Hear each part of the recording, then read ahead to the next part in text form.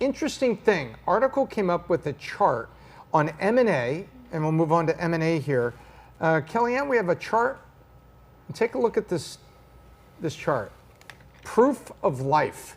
It's like we're on a mission to Mars. The total value of the U.S. M&A deals rose in the second quarter. Now, this is called trying to find good news in the middle of bad news, because take a look.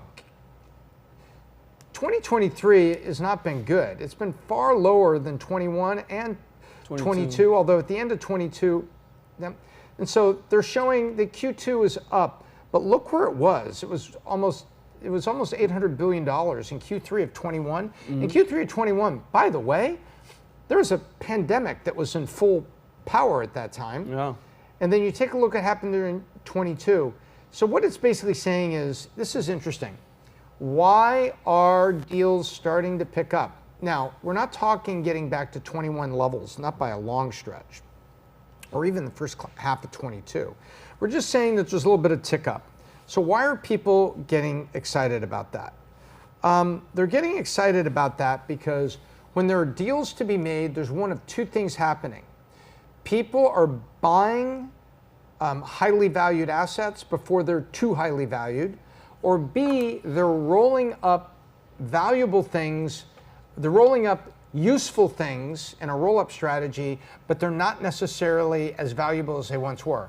In other words, things you could use that are great companies, like a tuck-in acquisition, are on sale, or hey, before Uber gets too expensive, let's buy it, like before the IPO. And there were people that talked about that back in the day.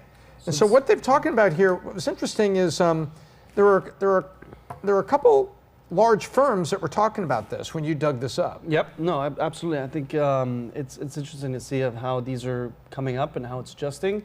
But like you're saying, it's far from where it was. So I think that it's going to be interesting to see how this bounces back. How correlated is this with interest rates?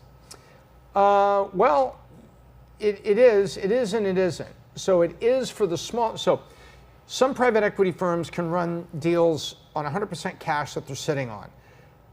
Any PE firm that gets into roll-up, they're probably going to have what's called turns. Turns is a level of debt equal to 1 times that company's profitability.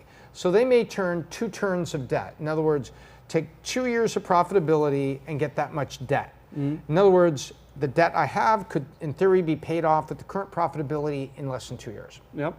Especially with a little bit of growth.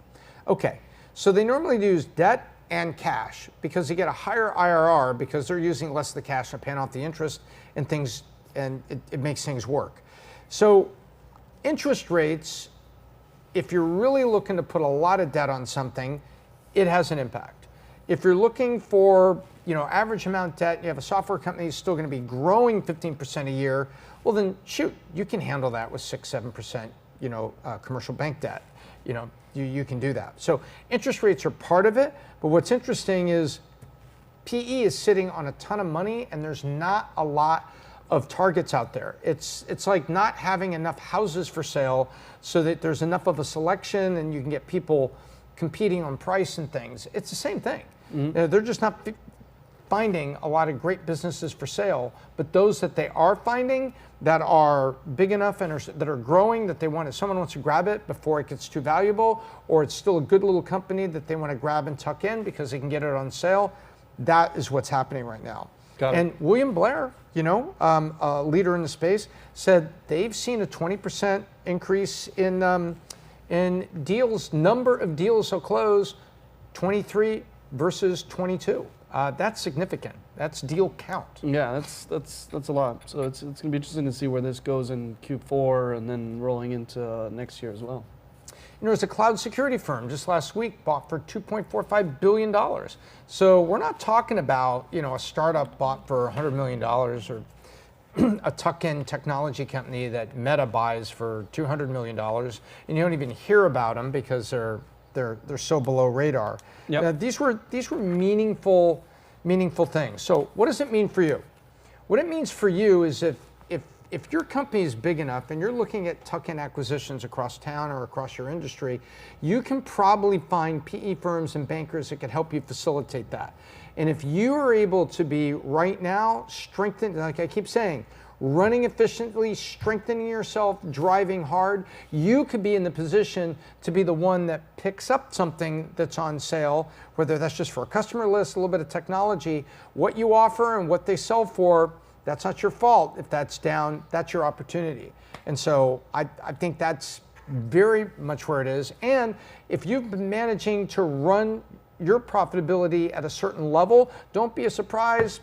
You get a knock at the door, someone may be interested in you because they're like, if you can make it in this economy, imagine what you can do inside our company or if I invested a little bit more into you. No, for and sure. so that's also the strong side of it.